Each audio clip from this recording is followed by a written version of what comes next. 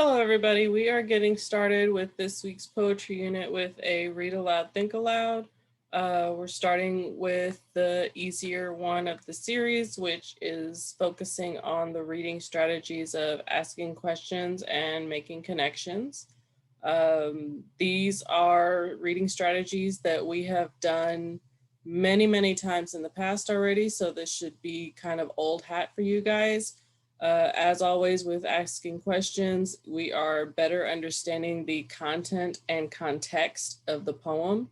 Not only are you trying to understand the material within it, but you're also trying to understand, uh, what the poet means whenever they're using a certain line or something, which kind of goes into the second bullet point here as well, which is understanding what the author means when using figurative language. So, um, if a poem uses a idiom or a simile in the poem, what are they actually saying? Since figurative language is not literal, what are they actually meaning by using that particular phrase?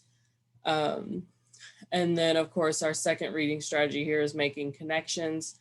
You are same thing with the asking questions. You are understanding the content and context, but you are basing that off of your own prior knowledge and experience of the topic. Um, and you also kind of gets you to think about what you do know about the topic and how it relates to the poem. It kind of forces you to think about that. All right. So moving right in, we have these two poems here. We have I Want to Unplug right here. And then we have the second poem, Computer. It kind of goes into two separate screens here. I am going to give you the opportunity to pause the video here and read these poems to yourselves first, and then I will read them aloud to you. So if you want to pause the video here for a little bit, you can read the poems to yourself, and then we will get started in with the close read of these poems.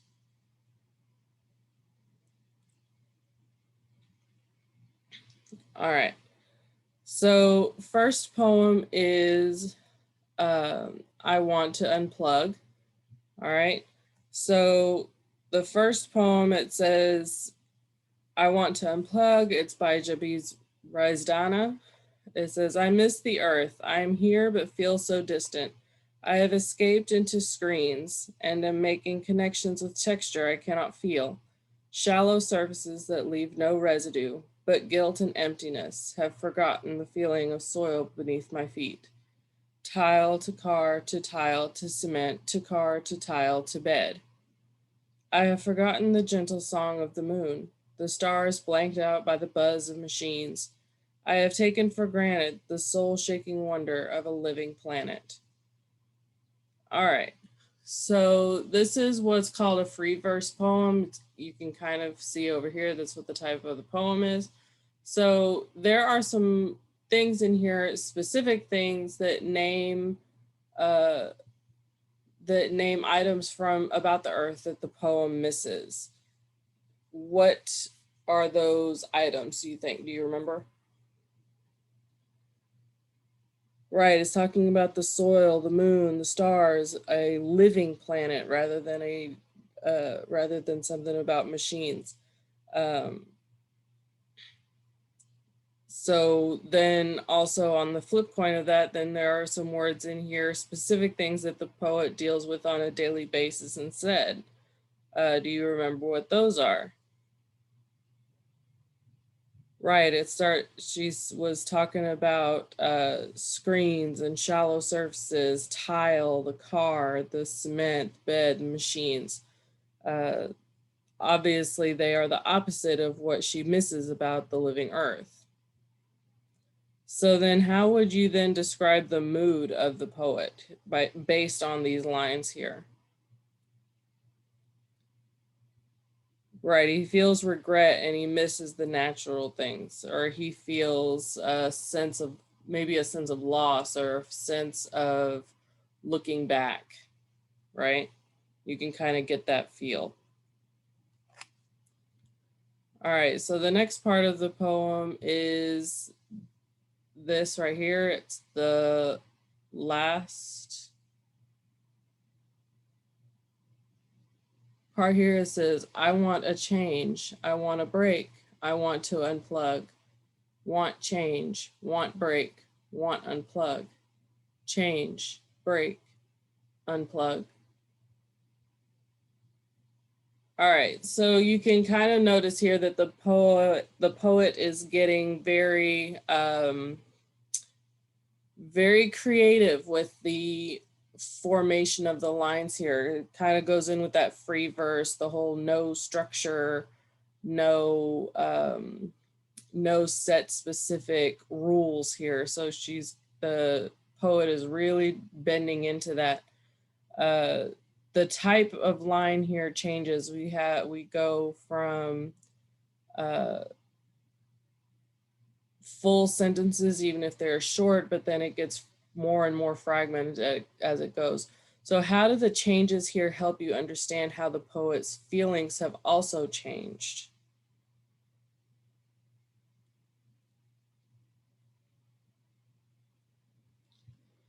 Okay, so if you notice that the size of the text is getting bigger as it goes on, not just the fact that the uh, phrases are getting shorter, but the text is getting bigger as well. This right here, when I look at it, I'm thinking maybe the desire to unplug is growing and becoming more and more important to the speaker as it goes along, because that's kind of what this text size emphasizes. It emphasizes something that is growing in importance, growing in uh, prominence in the poet's mind as they are going through this poem. And so, why do you think then, as it's growing in prominence, it's growing dominant, why do you think the poem ends with a question mark? You would think that the larger the text, how it's going, it's getting, the desire to unplug is growing and becoming more important. You would think it would be more set and more firm. However, the question mark here is very contradictory to that. So maybe the poet, it's becoming, the desire to unplug is becoming stronger, but maybe the poet is still a little bit unsure about it. Maybe instead of the poet being unsure about it, the poet is putting the question into your mind, into a reader's mind. Do you want to unplug with me? Do you want to join me in unplugging? Maybe the question is not questioning the poet themselves. Maybe the question is for you as the reader. Okay. So those are some things that you can think about as well. All right. So also here we need to focus on the illustration itself, because this is a pretty big picture here to put with this poem. So what exactly do the images show? Well, I see in the background, I see city skyscrapers that are lit up at night in the background. Um, it looks like your typical high tech city. And then in the foreground, kind of holding your attention, are these two uh, device plugs or connectors. Um, so how do these two images together fit with this poem?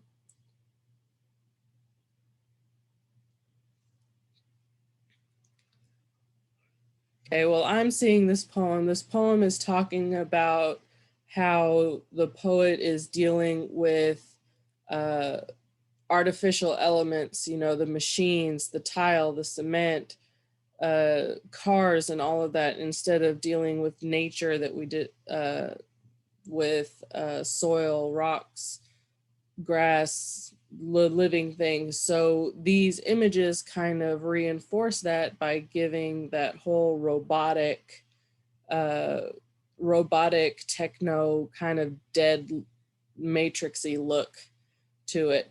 However, it kind of fits in with the whole desire of I want to unplug, because the connectors are not plugged into anything. All right. The illustration enhances the poem because you can better picture, what it's like to be plugged in the background there with the city skyscrapers and the buildings. However, that whole growing desire to unplug is then underscored by the enlarged image of the two disconnected plugs in the foreground. All right. So that is the first poem.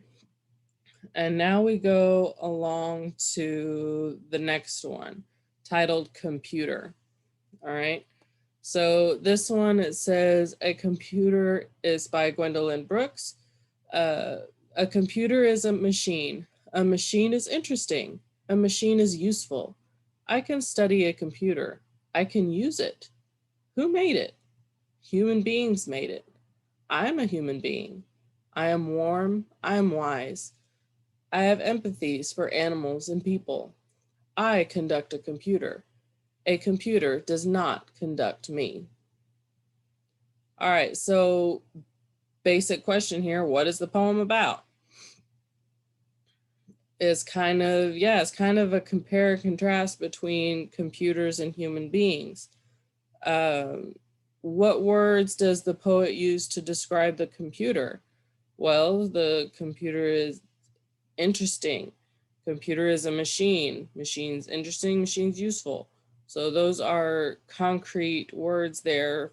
If we were to have a Venn diagram in front of us, on one side we would have uh, the computer up at the top. It says machine, interesting, and useful. So then on the second side, it says, what words does the poet use to describe herself? Because at the third stanza here, she's like, I am a human being. Human being, warm, is wise, has empathy. So that would be on your other side of the Venn diagram. There's not really any similarities here. We're still kind of wholly on the contrast side. So we have machines on the one hand and human beings on the other, or the poet as a example of a human being on the other. All right. It says, according to the poet, which is in control, the human or the computer? Right. If you look at the very last stanza, it says, I conduct a computer. A computer does not conduct me. So according to the poet, the human is in control. All right.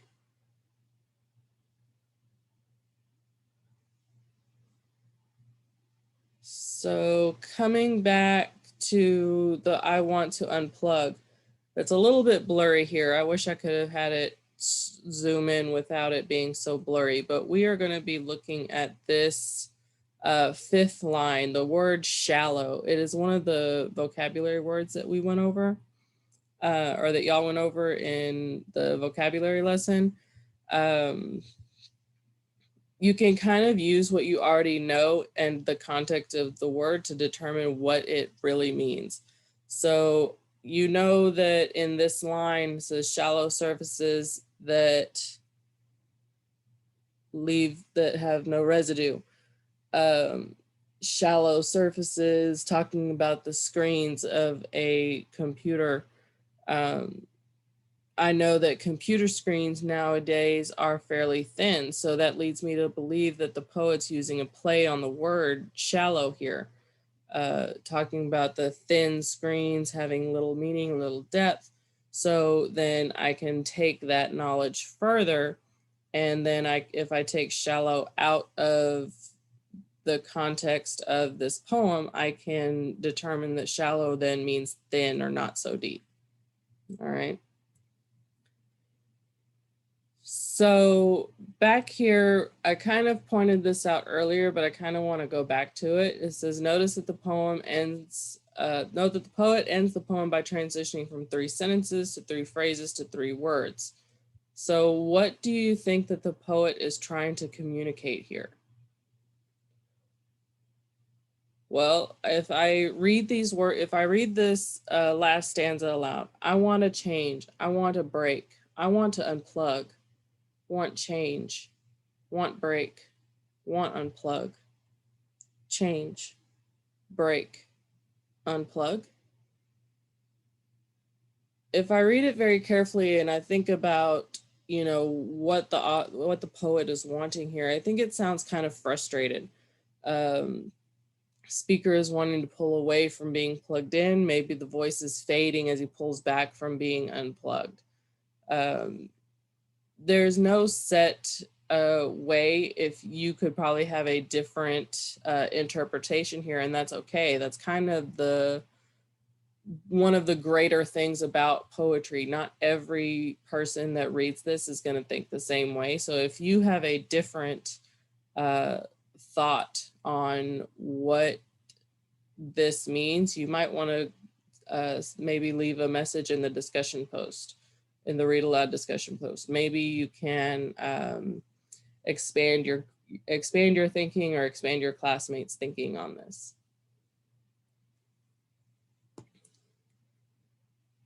All right, so the next thing you'll need to do now is go to today's discussion post in the Schoology folder and answer the questions in there. Like I said on the previous slide, if you want to expand on or maybe dispute the interpretation of the last stanza of the I Want to Unplug poem, by all means, you can put that in there also after you've answered that question. And then after that, you will need to log into iLet to complete your assignments that are loaded in the assignment portal. This is a brand new week, so and a brand new unit, so you are going to be having a interactive reader number 8. So please make sure you're getting that done. Good news is it is going to be the last interactive reader of the 9 weeks. So you're gonna be able to enjoy not having an interactive reader after this one. So please make sure that this one counts. There are some other assignments in there that go with today's poetry unit. Please make sure you get those done. If you have any questions, do not hesitate to contact your teacher in whichever way is most convenient for your learning environment. If you are face-to-face, you can come and see us anytime during tutoring. I know that Miss York has lunch tutoring. You could ask your teacher and we can kind of clear it to see if we can get you into lunch tutoring if that's something that you would like, or you can come to the Schoology discussion, the Schoology tutoring group that we have set up. Get the code from your teacher, and we can make sure that you are in that tutoring group. If you are virtual, again, there is the tutoring group on Schoology, and you can message your teacher through Schoology or via the Outlook email system, however you would like to get that done. But please, please, please make sure you are reaching out to your teachers if you do not understand something or if you have any questions. Don't just sit there and suffer in silence. All right. Y'all have a good day, and I hope y'all have good luck on your stuff.